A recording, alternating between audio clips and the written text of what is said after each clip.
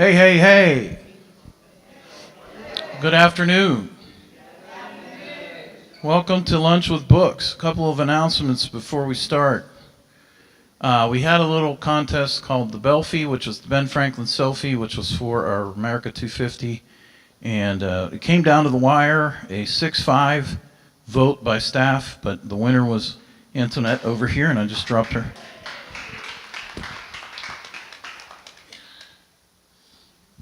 Come on up and get your prize. I'm not coming to you. You have to come up and get it. Copy of that, and there's your coin. You're welcome.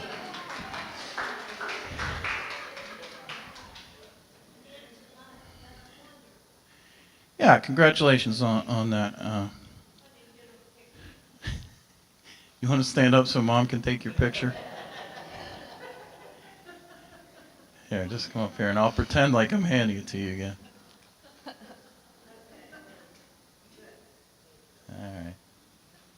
All right, very good. If you will turn your cell phones off, this would be a good time, please.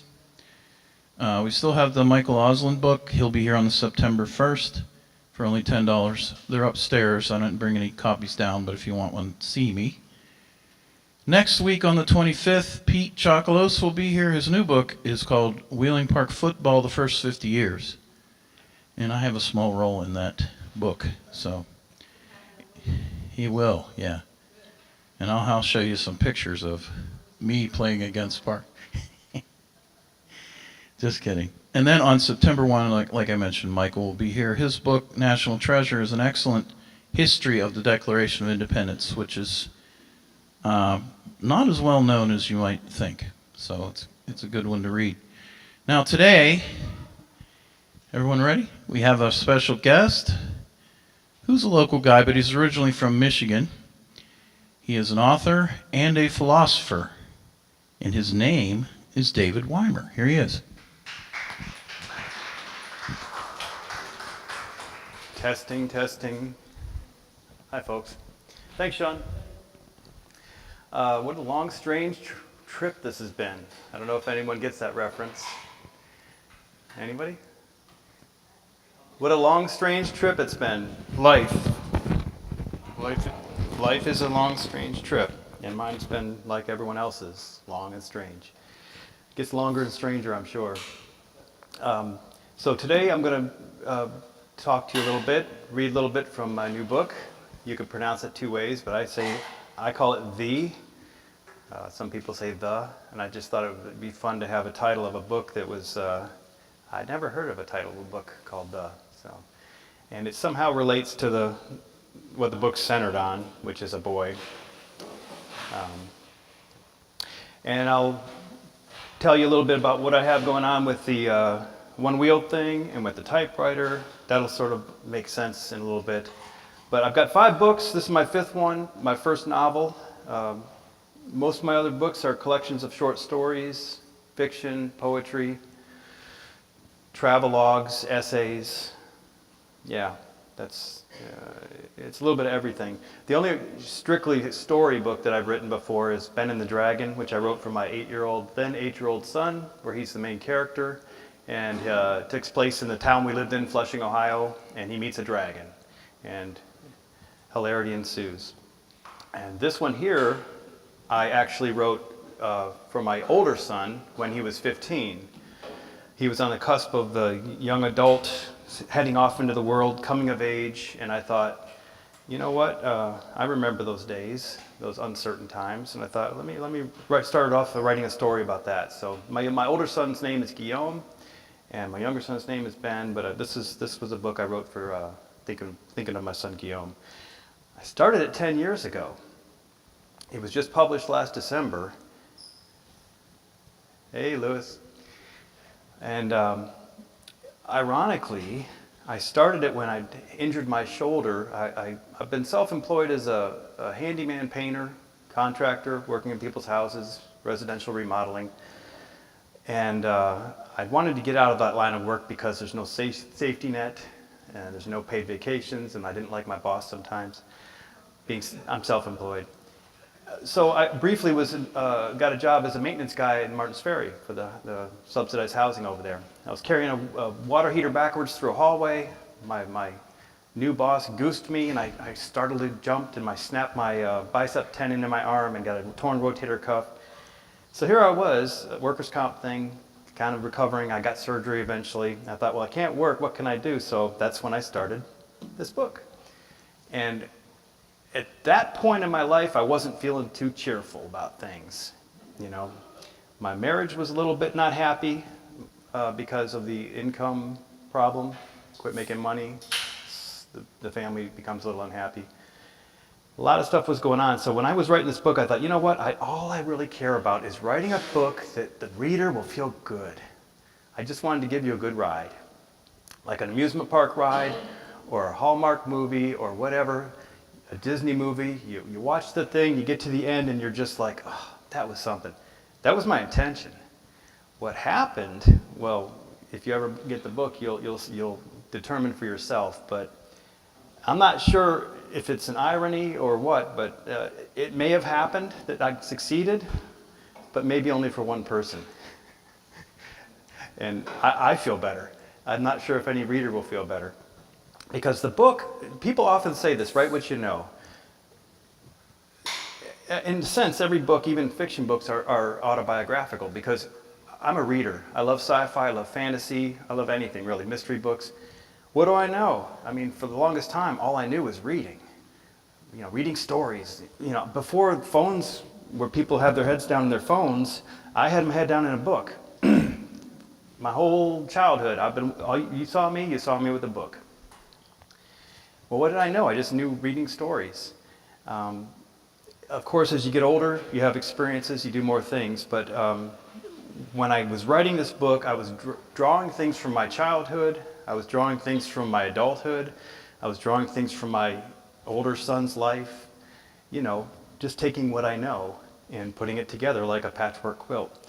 So 10 years later, I finally got around to it. Now, 5 years after I started writing the book, I'd given up writing the book. Once I got my arm repaired, I was just back to work, you know, slogging away, paying the bills. And then my on the rocks marriage was a little bit more than on the rocks, and got divorced in 2020. And my now girlfriend, then dating person, sitting back there, Paula, she said, and I told her I was a little bummed out because I couldn't talk to my sons. It was a contentious kind of thing. They had to side with their mom and all that. I just felt heartbroken. And she said, well, why don't you start writing your book again? And I said, I'm kind of not in a great mood. But at the same time, I thought, well, why not? Because what else am I going to do? Sit here and frown and mope? I mean, I'm already doing that. So I started working on this again. And here it was. I was a 50-some-odd-year-old person trying to project myself back into that idealistic, the world is out in front of me. I haven't lived much, and I can't wait to see what's out there. I'm a challenge. You know, that 18-year-old kind of guy just jumping off into his life thing. And I can sort of halfway do it because I had my older son in front of me, not far away, and I kind of remembered. But after a certain point, I'm like, yeah, I can't keep, if I kept writing that, I'm faking it. I'm not writing what I know. What I knew was what I was living through. So what I ended up doing is this book followed me and changed and turned into something that was more genuine, at least more honest to me. It definitely wasn't the story I started out writing, but it changed as I changed.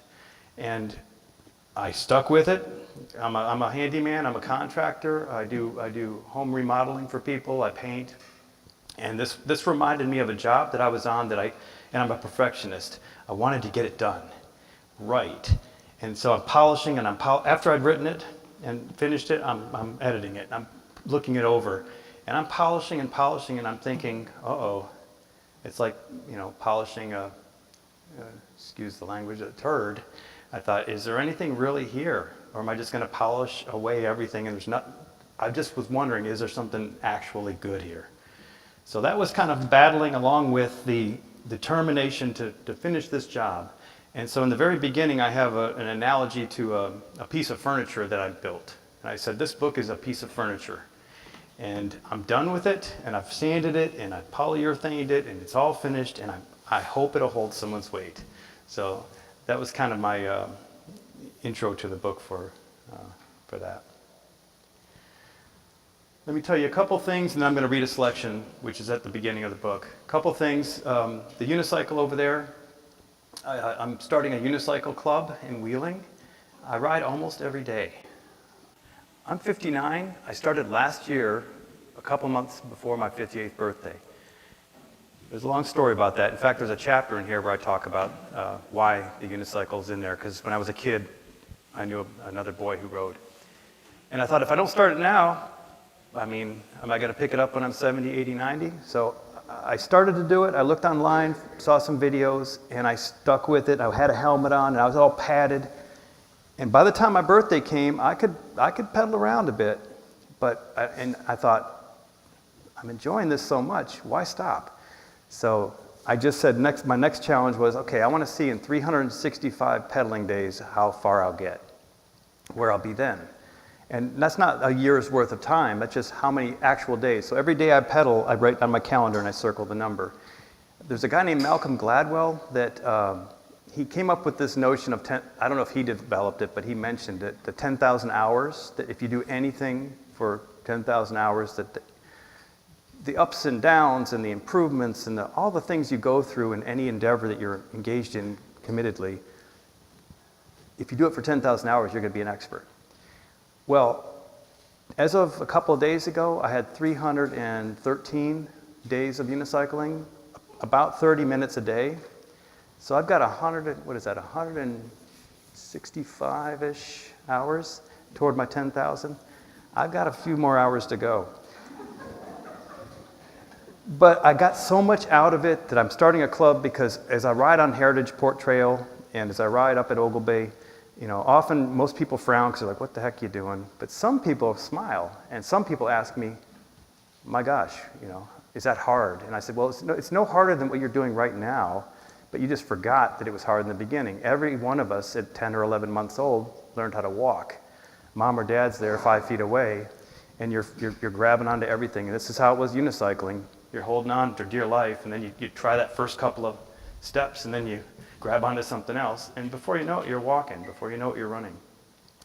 I love it. It's fun. It's not high speed. I'm not looking for something that I'm going to crash and tumble going 40 miles an hour, and I think anybody can do it. So, typewriter portraits, I'm trying to get out of the handy-manny stuff, and so I go to festivals. Last one I went to was the Wheeling Arts Fest.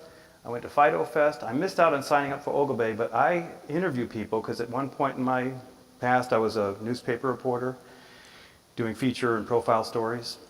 So I talk to someone for 5 minutes, sit down, look at my scribbled notes, and then I type up a picture of them on the typewriter, 1930s era typewriter. And the picture, I have a couple of examples I can show you, but it's basically a selfie. It's them in their own words, but put together by this machine. So I have a blast doing it, and people seem to get a kick out of doing it. So I just wanted to share that with you. And whenever I do these things, I always have one of my typewriters set up off to the side, and I let kids, adults, anybody type a sentence, and it's so cool at the end of the time. I'll pull that paper out, and I'll just see, I love my mom, or, you know, now is the time for all good men. You know, it's just amazing sometimes it's just gibberish, but it's just neat to see what people type on there. And if you type something, you're a writer. We're all writers, just most of us go to our final rest and the book is empty. All we have to do, though, is start scribbling, start writing a little bit. Each of us has a story that's well worth hearing.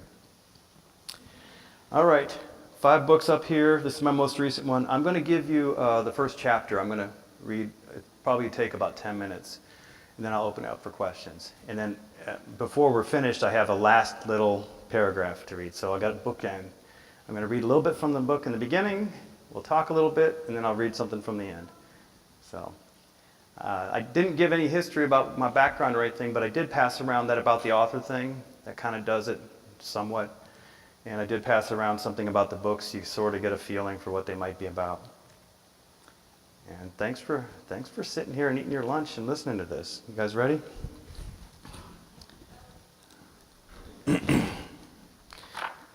not a fan of talking in front of people a lot. Actually, a little side note, I used to run a group here at the Ohio County Library here for 9 years called Meeting of the Minds Philosophic Inquiry Forum, M&M Philosophy. And we would meet in the boardroom back here, and then later on we were in here for a long time. Every week we'd meet on Tuesdays. Yodeling Dick, whose plaque is up there, he was a really great guy who would come regularly, and I just loved this library. It's just awesome. But I quit doing that around the time I started writing this book, when things were getting kind of rocky. I quit coming here.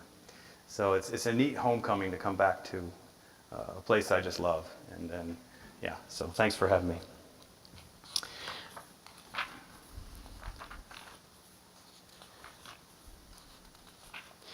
Chapter 1. Right. Right.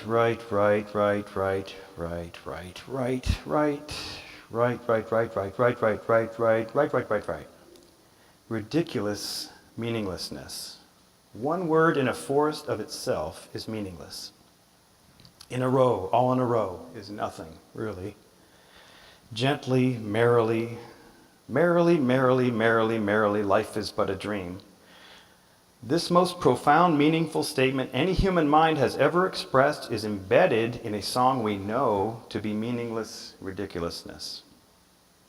Each 20-year cycle on our planet within our human species is a generation responsible for all innovation, style, and new things. Each spring's leaves, triumphantly oblivious to the humus of countless decomposed forebearers unnoticed below. To use another metaphor, each newly arrived swimmer perceives as a self-evident reality this moment of periodicity in their part of the stream's current. A species of beings with a much longer or much shorter generational period would appear correspondingly different from us and our often unexamined generational pattern, which we unquestioningly know is reality. Sanity is a fickle rat, a fixed view of events inside itself and out, without which nothing is. Who is sane? Please point. No, it's not impolite. The automatic answer is that a sane person does not harm themselves or others. How can I know what you mean? I don't. I can't. Can you know what I mean? Can you say something without comparing what you're saying to something else that was compared to something else? Is reality relativity? Is relativity all there is? Is reality only in the eye of the beholder? Are there as many realities as eyes? Can eyes only see what they see? Largely, yes. How right are you? Can this be determined by anyone? If you are right, what does that mean to someone who isn't? What is your reality compared to a 1,000-year-old, somehow still standing, long-dead tree on another planet in another galaxy? Or to one of the uncounted, unseen, myriad fossilized dinosaurs in New Mexico's desert? Right, you nod sagely. The boy had some time before the two adults in the house he was living in awoke. He'd selected a handful of cold rocks from the side of the road as birds flapped overhead, feet tucked into their belly feathers, bodies streamlined, necks outstretched. His long morning shadow stretched ahead of him, his breath steamed, his left hand gripping a rock. He walked the cracked sidewalk past houses with cars and driveways, bikes lying in yards, and portable basketball nets, and scooters left leaning against bushes. After 2 intersections and 20 houses, he came to a worn-out, single-wide trailer. There was a faded, algae-covered red car perched on 4 jacks in the sloped asphalt drive. The 14-year-old boy crouched to peer under the car. Surprisingly, all the wheels were still on. Several rusted parts, just lumps under fallen leaves, were lined up along the edge of the asphalt drive, partially concealed by tall, unmowed grass. He knew the car would fall if he pushed it. Examination over, he stood and kept walking. After the trailer's overgrown yard, a tall, leaning tree stood 20 feet from the road's edge and its deep drainage ditch. Footprints followed him into the shin-high, frost-covered grass. The somewhat pale, dark-haired boy looked up at a large branch where a mottled gray, elongated globe loomed, nearly hidden by turning leaves. The pre-dawn stillness gave way to a slight breeze as the morning sun rose. Sunlight bathed the uppermost leaves of the tree. The hornet's nest was still in darkness. He couldn't see any hornets flying. Bald-faced hornets. The boy had found the name of this kind of nest maker during study hall at school with an online image search. Early fall, changing leaves. The morning was colder than usual, or maybe he just wasn't used to being out so early. He felt the shape of the rock in his throwing hand just right. Too many branches up there for a thrown stick to hit the nest, so rocks. His mind returned briefly to the people he'd left in the house. He imagined the hornets sleeping in their nest. Hornets were frightening. He didn't wonder why he wanted to throw rocks at the nest. Who wouldn't want to? He was careful, however. He'd arranged to be here early enough that he wouldn't have to deal with any already alert hornets. They would be sluggish until the warmth of the sun woke them up. He'd had similar impulses before this one, stomping on deep, ice-covered, frozen mud ruts on the edge of a dirt road, the air-filled hollow gaps over the still muddy water tinkling like the thin glass panes breaking, throwing rocks at a rusted car in the woods, sharp metallic sounds when he hit the open passenger door, and kicking a football as high as he could again and again in the backyard of a foster family where sometimes the football bounced off the roof or hit a parked car. His first rock missed left and high, resulting in a few leaves drifting down. He peered, straining to detect any hornets around the nest. Nothing. He transferred another rock into his hand, this one small, jagged piece of crushed limestone. His throw was on target, but a little low. His last rock's weight felt right. Standing sideways, he cocked his arm, looking up at the spherical, swirled paper shape. This was the last moment it would be intact. He was the last to see it in one piece. Leaves moved in the morning breeze. He looked at the grass, broken forever. His eyes wandered beyond the hornet's nest tree to the road that dropped and curved to the right out of sight. An old railway line, converted into an asphalt walking trail, followed the ridge below, overlooking a narrow valley with a creek. He knew the place past where the trail turned into a community park, where abandoned train tracks led ghost locomotives on through an overgrowth of small trees and weeds. He remembered walking there on a cold, rainy fall day, high-stepping over brown grass and weeds, pushing carefully through tall thistles that dripped water. He threw the rock with all his might. An involuntary exclamation echoed in the morning. He finished, bent over, breathing hard, not looking. The rock skipped on the asphalt road before dropping into the drainage ditch on the other side. That was chapter 1.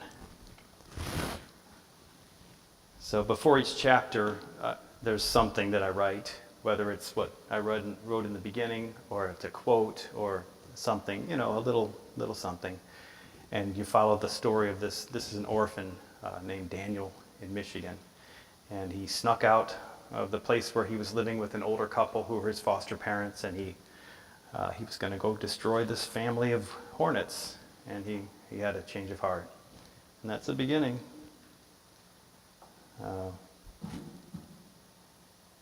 Anybody have any questions? If you don't, I can talk a long time about stuff. Yes? What is inspired you to write? I'm sorry? What inspired you to write? Well, I'll tell you what. This first book of mine, it looks like a phone book. I wrote that because I was inspired. And what inspired me was the death of people in my family, sometimes unexpected, that took away someone that I took for granted. And when they went into their final resting place, again, I think each person is laid down there, and often there's a book thrown onto their chest, and the book is this thick, and there's not a word on it, because we leave behind stories that other people tell about us. We leave behind maybe a photograph album or whatever. But as far as knowing in that person's heart where they were coming from, what they were doing, I was really introduced to the notion that, oh, you know, someone can be taken from your life. My father died when I was 18. My grandfather, and then when they're gone, you know nothing about what they knew. And something in that made me say, I want to scratch my name on this rock and say I was here, and I want to say some of what I thought. So that I started writing this book, yeah, I had a family. I started a family. So I wanted my boys, my sons, to grow up, and if, when I go, they can look at something and maybe know something about me that I don't know about my father because I never had the chance. So yeah. And plus, I'm a reader. I love to read. So once you get, that was kind of the genesis. And you know, when I went to college because I thought, well, I got to do something. They said, what's your major? I said, I don't know. Do I have to have one? Long story short, I picked English. And then I started writing because it was the closest thing to reading that I could get to. It was I love reading. That's all I want to do is read books. But writing was similar, close enough that once I started it, I thought, I kind of like this. So yeah, that was it.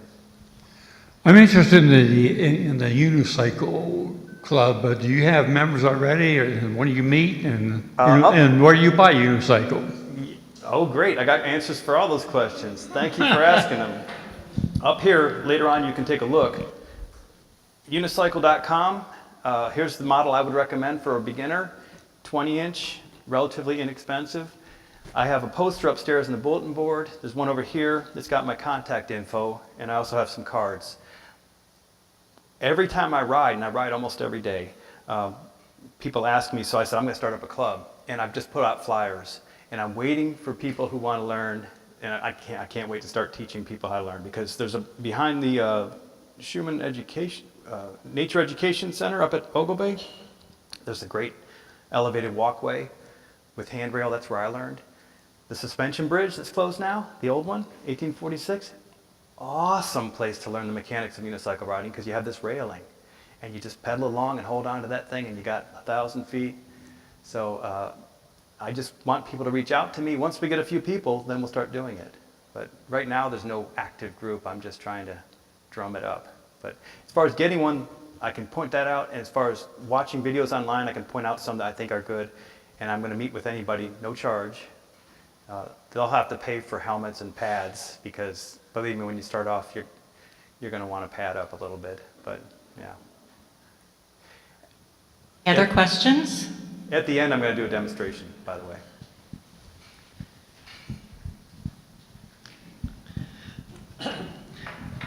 Do you have the tapes that Young and Dick made for the meeting of the minds?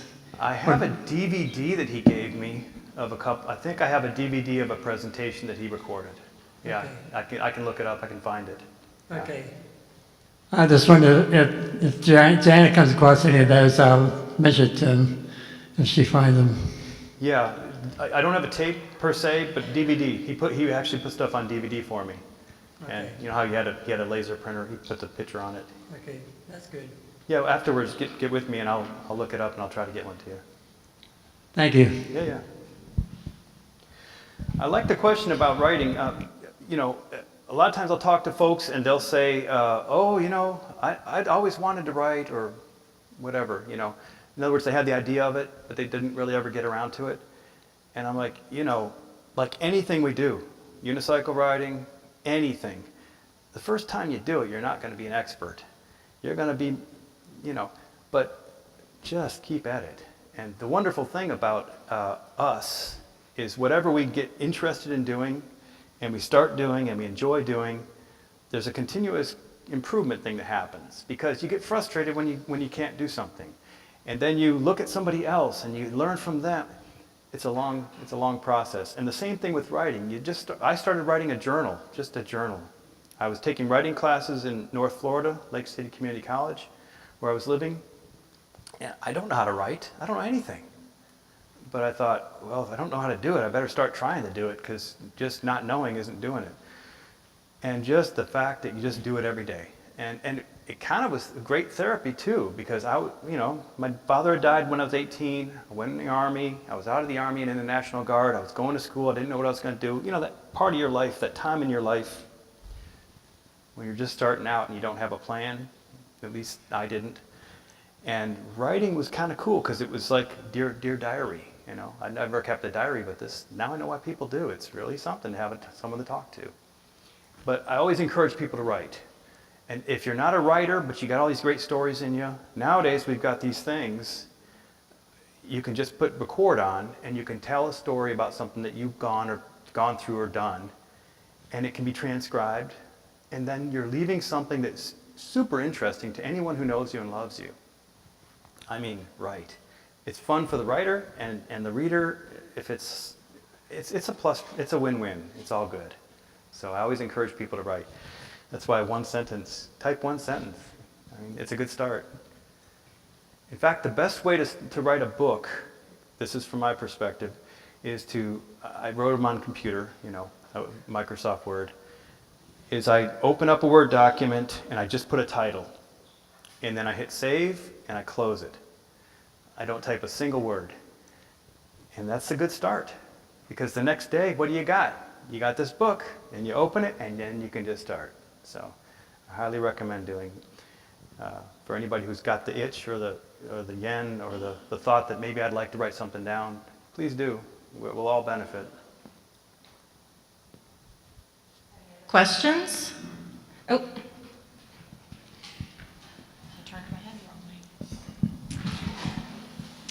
way. We've had writers here before, and they've given us what they do to write, and that inspires them. But I've always found that I can be sitting somewhere eating lunch, God knows where, and somebody will say something, I'll go, oh, that's really beautiful. It's just a phrase or a couple of words or an instruction to a child, and I go home and write it down. Do you do things like that inspire you? Oh my God, yes. I mean, all I did was write on my hand, write on a scrap of paper, that's all I did. Especially if I'm actively writing. What I've done recently, and I've really enjoyed this, because I'm a contractor, I work in people's homes, I'm remodeling the bathroom, I'm changing out their kitchen, I'm putting a floor in for them, I'm doing whatever. They're living in their home, and I see them. I mean, we're not chit-chatty, but I observe things. And there was this, so I write about things I observe. There was this one place where I subbed out a plumbing job to this guy I knew, and I wrote a little piece called "In My Father's Footsteps" because he is not doing well. He's not doing so well physically, and his son's helping him because his dad can't carry stuff. And I sort of see, I see the father-son thing, and I see also the son's future, perhaps, hopefully not the same way. I see certain things, and so that inspires me. It really affects me, and I want to write about it. And I had the same thing with another couple where the woman's an artist, and her husband was going through dementia, and just the tenderness and what you do with those you love and to be there for them and this and that. It just really affects me. I really am so unbelievably, people are amazing, and what we all do for each other. So yeah. And if it's like a phrase I hear someone say or whatever, yeah, always stuff like that. And now I love to take, I'm gonna do a little thing on that, and I type it up. So I've got my next book is going to be a collection of these vignettes, these little observations, mostly made through working for people, doing toilets or whatever. Yeah. Tell me about your experience. How did you get to foster care, and how long was it? Well, that's a novel. That's not true. Yeah, it's not true. But you write what you know. What did I know? Well, growing up, my friend Matt Paris, his family fostered kids. There were like 8 or 9 of the Paris kids. They had a goat farm, and they would foster 2 or 3, I don't know, it seemed like 3 foster kids at a time. So there was just a dozen or baker's dozen of kids running all the time. That's what they did. And so when I was writing about this, I loved the idea of a boy on the cusp of becoming an adult, growing up in a situation where he's alone, but surrounded by people who all love each other and know each other.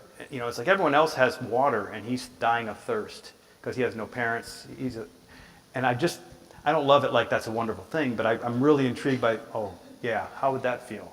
Because sometimes I felt like that. You know, if you're alone and you meet other people and they're all having a blast and you're like, gosh, you know. So I thought back to Matt and his family, and I thought I put my character, I actually have him in this book, I put my character in that setting. When he moved from the older couple that he's with, he moved into the, so I took something from my youth, my friendship with my friend whose family fostered people in the Michigan foster care system, and I put my character in there. Yeah. So no, I wasn't a foster kid, but I grew up in Michigan, and I knew a kid whose family did that. And I have some empathy in myself for, you know, feeling isolated.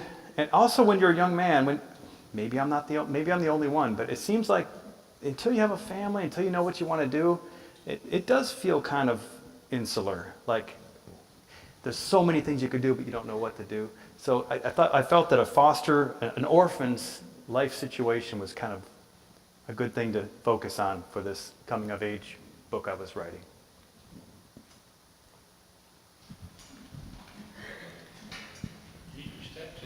Yeah. By the way, real quickly before, I've got a few of my books up here. If you Google my name online or go on to Amazon, all my stuff's up there too. I'd love you to buy it from me because it's cheaper for you, and you can get, I know the author, he can sign it.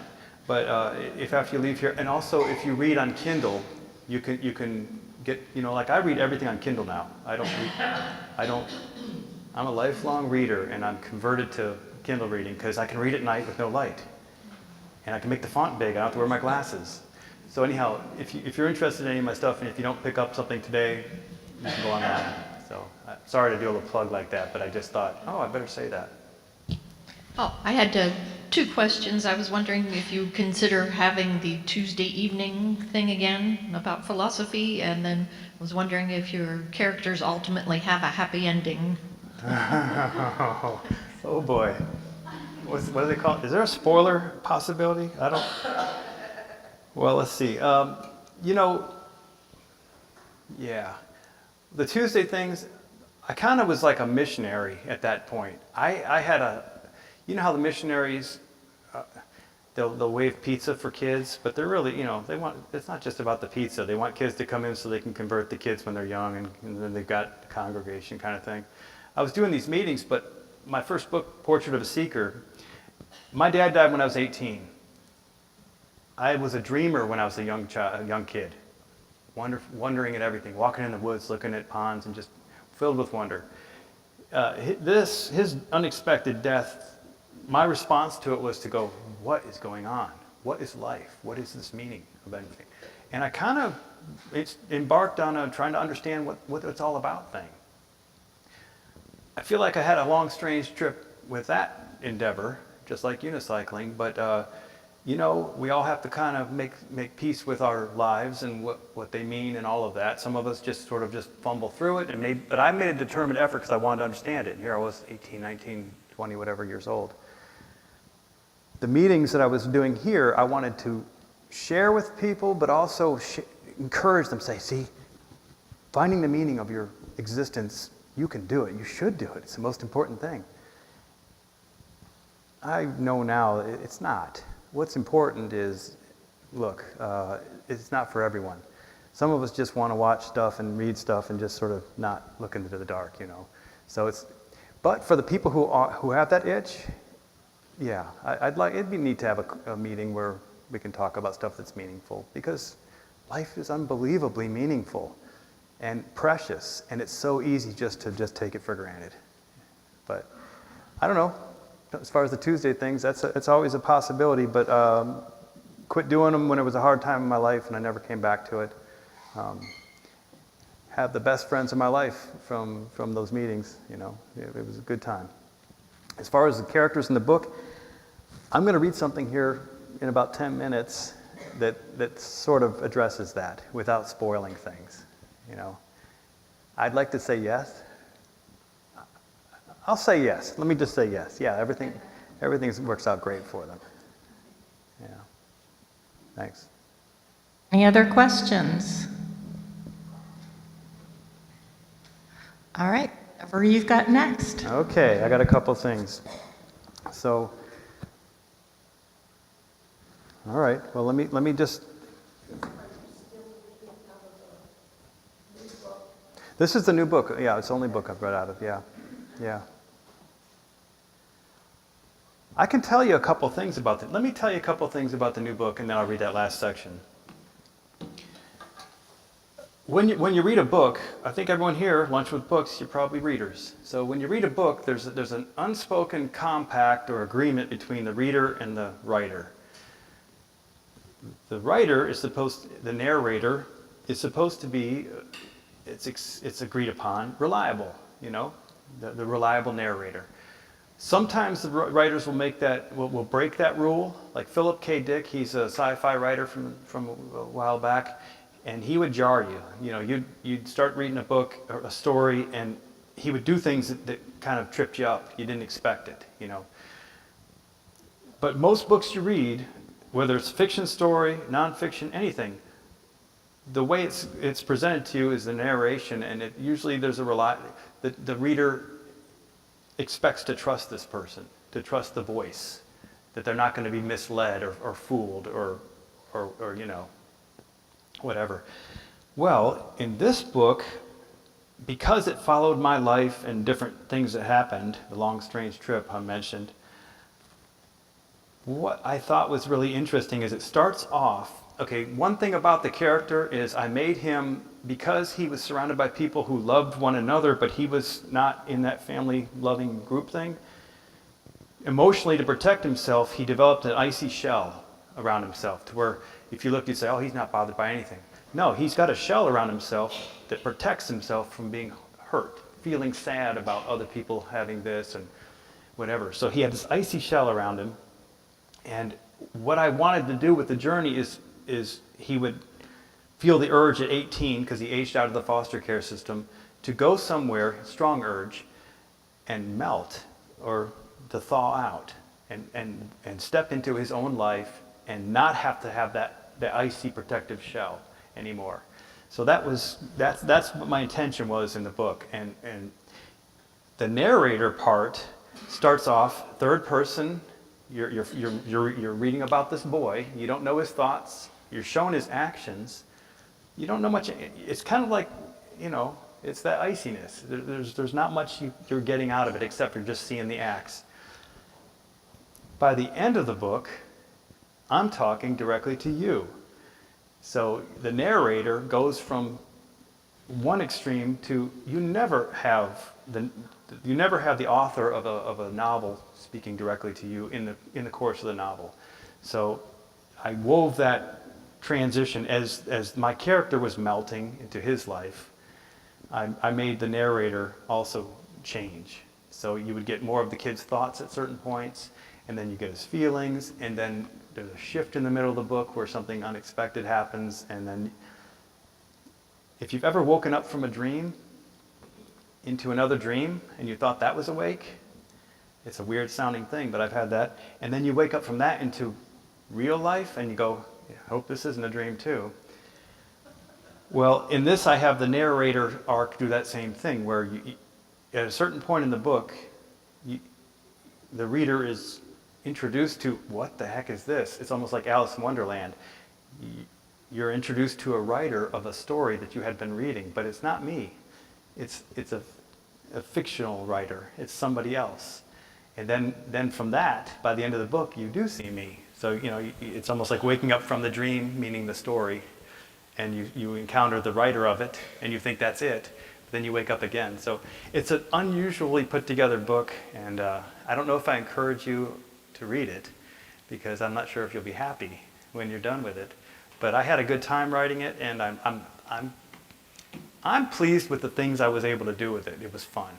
And the furniture looks nice, and it does hold some weight. All right. Let me read the last bit I wanted to read, and then I'm going to do a little demo for you.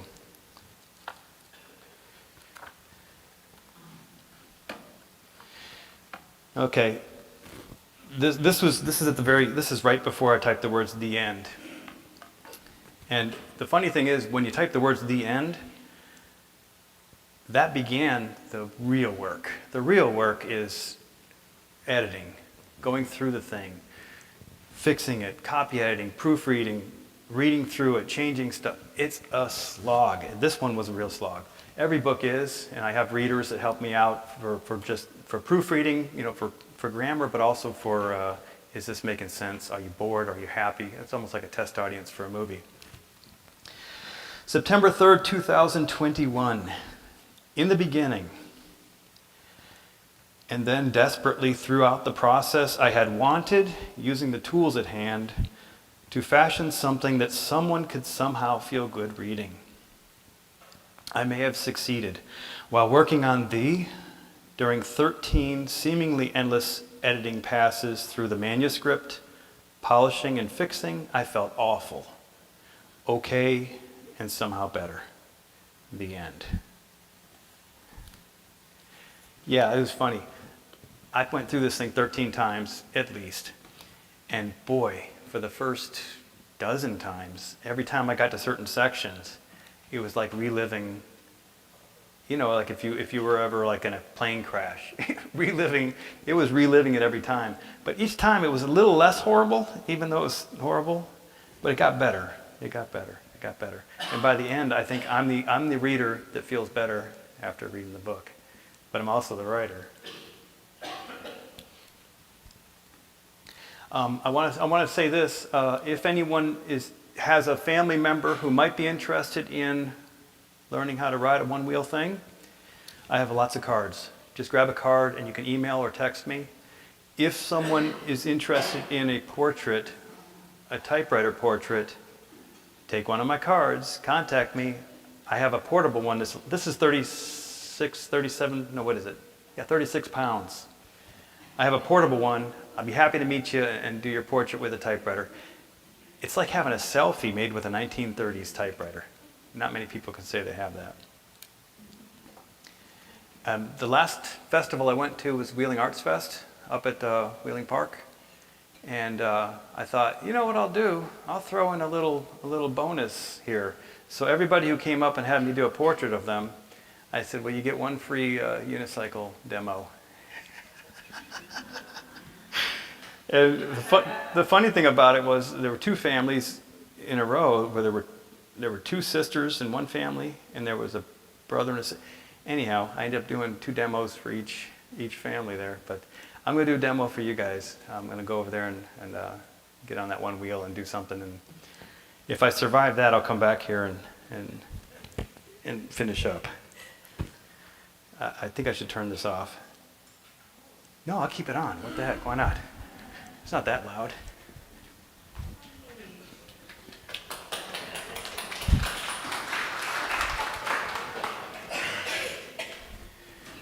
Lunch with books. Nobody said anything about a unicycle.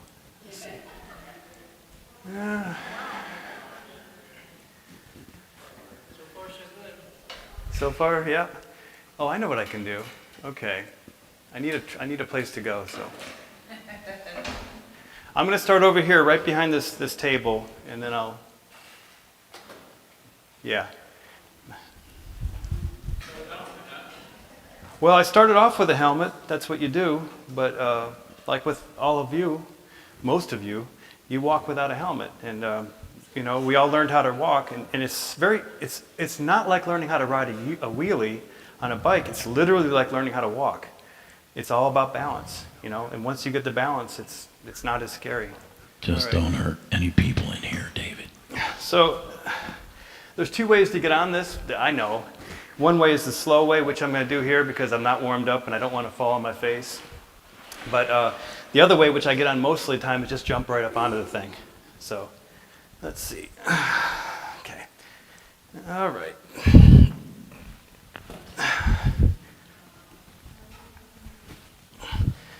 All right, and this is called making a grand, that's a pretty good exit, isn't it?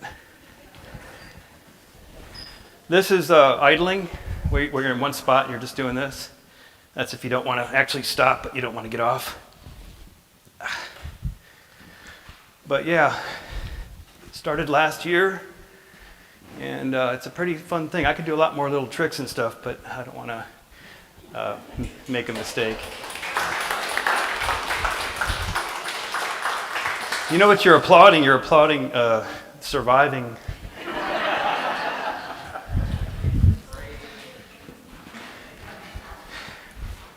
Okay, folks, that's all I got. Give me, well, I was going to say, give me something else to talk about. You know what, I can tell you a couple things. That painting there, these are trivia things that have just come up. That painting there, I know the artist, because my sons, these two guys with me in the book, this is from 2011 in Binghamton, New York. We were crossing a little creek. Went to a horse farm, worked for the summer, because it had been raining a lot here, and I used to paint all summer, and it never stopped raining that year. So a friend of mine, I knew a friend who had a horse farm, and her husband had passed, and she finally wanted a lot of stuff done, building a deck, doing a lot of work. So we went to New York and worked on the horse farm. But their mom painted that, my ex-wife. She's a, pardon? Right, and the Nail City factory underneath it.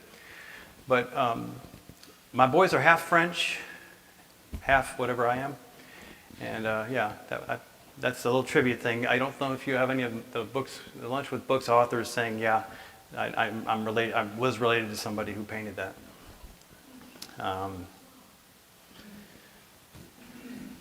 It's really fun to be back.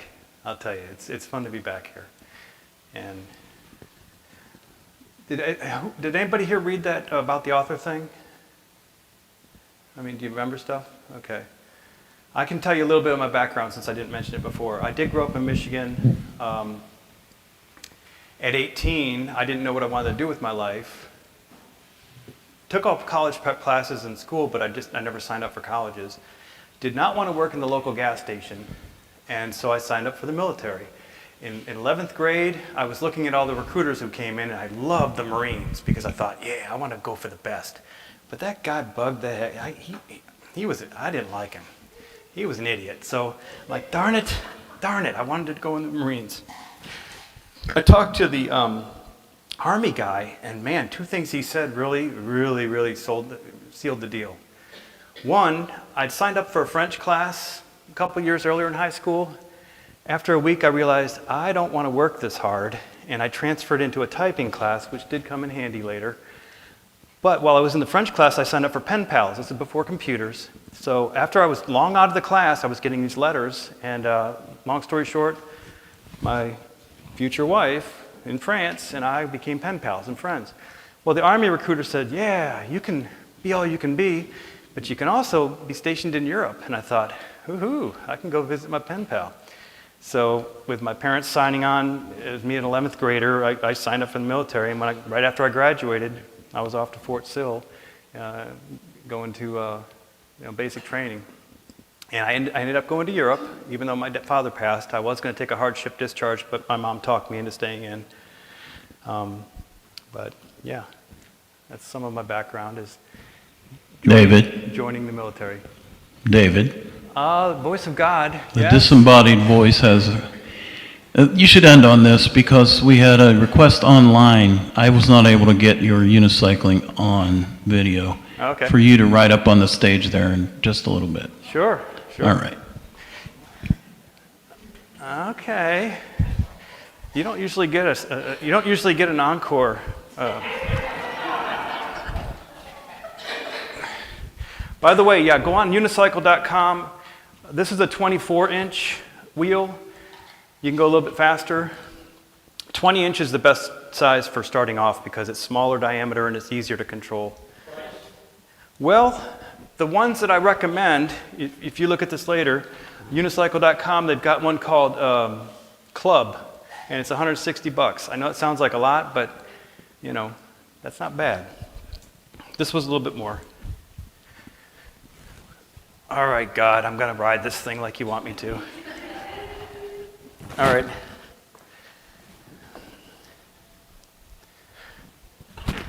Oh, that's what I didn't want to do. I know.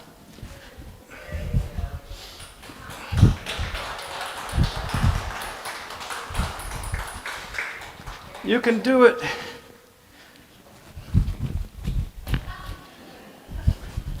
Okay, that's all I got to say about that.